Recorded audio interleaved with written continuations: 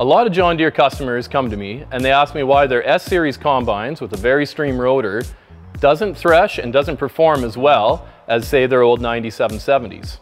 Well, we'll take a few minutes to go through the Vari-Stream rotor and point out a few of its flaws and how we can do a better job in the crops we grow. So the first thing we look at is our Mad Max beaters.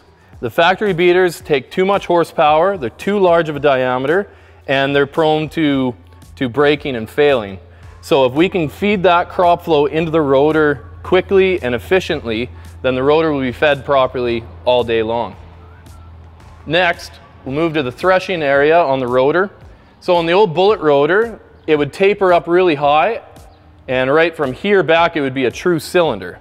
But with the Vari-Stream rotor that came out about 10 years ago, and just about every S-Series has it, it's this long tapered rotor.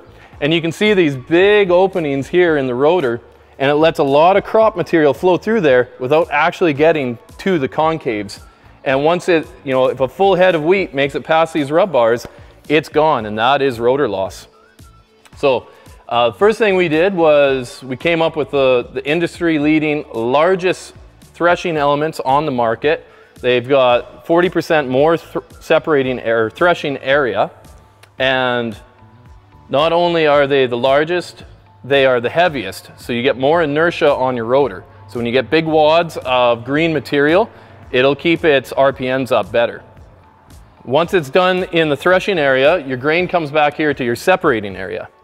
In the separating area, we build very cost-effective separating tines.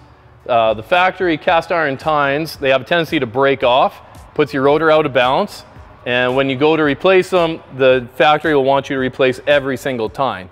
So it's really cost effective to go with these. And they come with a flag shape, which also helps stir up the material and try to keep that crop mat thinned out a little bit so more material can fall through the crop mat. The other thing we sell for the separating area are these large one-piece separator grates. They're all steel, all welded together.